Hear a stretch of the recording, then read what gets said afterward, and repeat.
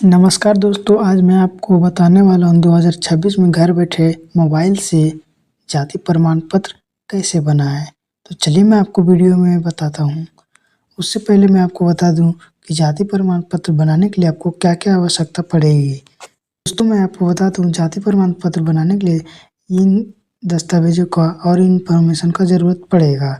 सबसे पहला आवेदक का नाम, आवेदक का जेंडर, उनके पिता का नाम, आवेदक की माता का नाम, अगर फीमेल हैं तो उनके पति का नाम और उनका मोबाइल नंबर, आवेदक का ईमेल आईडी, उनका एड्रेस, राज्य, जिला, अनुमंडल, प्रखंड, ग्राम, मोहल्ला, ग्राम पंचायत और वार्ड संख्या, डाकघर, थाना, पिन कोड और आवेदक का उद्देश्य, जैसे कि वो एडमिशन के लिए बनवाना चाहते हैं या फिर जॉब के लिए।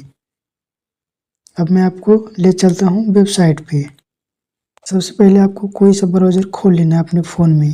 जैसे कि मैं यहाँ पे क्रोम ब्राउज़र खोल लिया हूँ और यहाँ पर आकर आपको सर्च बार में सर्च करना है RTPS।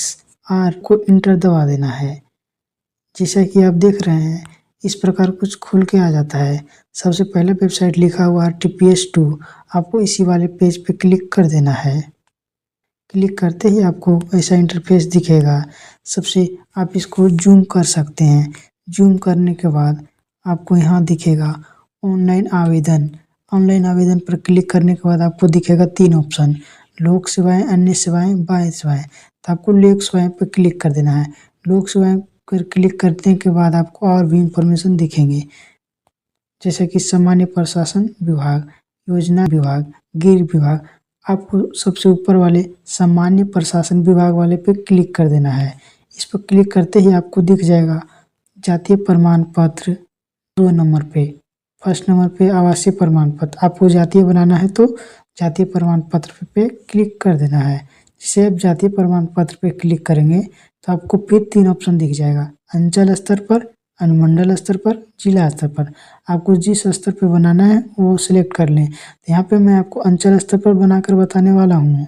अगर आप चाहते हैं अनुमंडल स्तर पर भी बनाना या जिला स्तर पर, तो मैं अगले वीडियो में बना के बता दूंगा। तो यहाँ पे मैं अंचल स्तर सिलेक्ट कर लेता हूँ।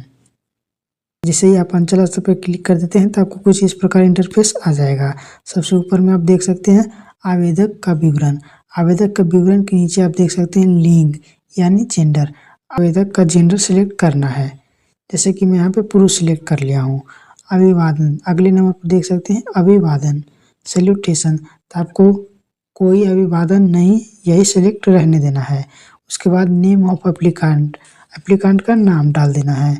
फिर हिंदी में लिखा हुआ है आवेदक आवेदिका का नाम, आपको फिर से उसी नाम को दोबारा डाल देना है। लिखा हुआ नेम ऑफ फादर, आवेदक के पिता का नाम डाल देना है। फिर लिखा हुआ पिता का नाम हिंदी में, फिर से इंग्लिश में ही डाल देना है। अब लिखा हुआ है नेम ऑफ मदर, तो आवेदिका का माता का नाम डाल देना है। इसे आवेदक का माता का नाम इंग्लिश में ही डाल देना है। लिखा हुआ है नेम ऑफ हस्बैंड, अगर फीमेल होती तो उनका हस्बैंड का नाम डाल देते, नहीं अब मेल है तो खाली छोड़ देंगे। उसी तरह हिंदी में भी खाली छोड़ देंगे। लिखा हुआ है आवेदक का मोबाइल संख्या, यानी आवेदक का मोबाइल नंबर डाल देना है। मैं पे डाल देता हूँ। उसके बाद आवेदक का ईमेल आईडी डाल देना है। जैसे ही आप मोबाइल नंबर डाल के ईमेल आईडी पे क्लिक करते हैं तो डाला हुआ मोबाइल नंबर पे OTP चला जाता है। OTP डालने के बाद आप अगर सबमिट कर देते हैं तो सबमिट हो जाएगा। उसके बाद उनका ईमेल आईडी डाल देना है। जैसे उसके बाद ईमेल आईडी डालने के बाद अस्थायी पता का एड्रेस आपको भरना है। जैसे कि राज्य सिलेक्ट करना है, बिहार सिलेक्ट कर लेता हूँ। उसके बाद जिला, जिस जिले से आप हैं वो जिला सिलेक्ट कर लेंगे। जैसे कि मैं यहाँ पे अरवल सिलेक्ट कर लेता हूँ। उसके बाद अनुमंडल, अनुमंडल आपका जो पड़ता है वो सिलेक्ट कर लेंगे। प्रखंड, उसके बाद प्रखंड आपको जो पड़ता है वो सिलेक्ट कर लेंगे। उसके बाद स्थानीय निकाय प्रकार, आप ग्राम पंचायत से आते हैं या नगर निगम या नगर परिषद या नगर पंचायत, आप जिस भी निकाय से आते हैं वो सिलेक्ट कर लेंगे। जैसे कि मैं यहाँ पे सिलेक्ट कर लेता हूँ ग्राम पंचायत। ग्राम पंचायत सिलेक्ट करने के बाद यहाँ पे आपको वार्ड नंबर डाल देना है। जैसे कि मैं यहाँ पे डाल देता हूँ 12। उसके बाद ग्राम पंचायत, आपका जो भी ग्राम पंचायत है वो स्क्रॉल डाउन करके आप सिलेक्ट कर लेंगे। जैसे कि मैं यहाँ पे सिलेक्ट कर लेता हूँ अयारा पंचायत। उसके बाद ग्राम, आपका गांव का नाम जो है वो डाल देंगे। चलिए मैं यहाँ पे डाल देता हूँ। डाकघर का नाम, जब जो आपका जो भी डाकघर पड़ता है उसका नाम डाल देंगे। उसके बाद थाना, आपका जिस भी थाना में क्षेत्र में पड़ता है वो सिलेक्ट कर लेंगे। जैसे कि मैं यहाँ पे सिलेक्ट कर लेता हूँ अरवल। उसके बाद आप अपने एरिया का पिन कोड डाल देंगे। उसके बाद पूछा जा रहा है वर्तमान पता। स्थानीय पता और वर्तमान पता दोनों सेम है, तो आप यहाँ पे टिक कर सकते हैं, अन्यथा आप फिर से फिल कर सकते हैं। तो मैं यहाँ पे सिंपली टिक कर देता हूँ क्योंकि मेरा दोनों सेम ही है। उसके बाद स्क्रॉल डाउन करते नीचे चल आएंगे। नीचे आने के बाद आपको यहाँ पे दिखेगा आवेदक का फोटो। यहाँ पे आवेदक का एक फोटो अपलोड कर देना है। जैसे कि मैं यहाँ पे सिलेक्ट कर लेता हूँ। सिलेक्ट करने के बाद आपको अन्य में आना है, आपको चुनना है पेशा। पेशा मीन्स वो आवेदक छात्र है या सरकारी सेवा का है या निजी सेवा है या व्यापार है, जो भी है कर लेंगे। तो मैं यहाँ पे स्टूडेंट को सिलेक्ट कर लेता हूँ। उसके बाद उनका कैटेगरी पूछा गया है, तो आप यहाँ पे जिस भी कैटेगरी से आते हैं वो सिलेक्ट कर लेंगे।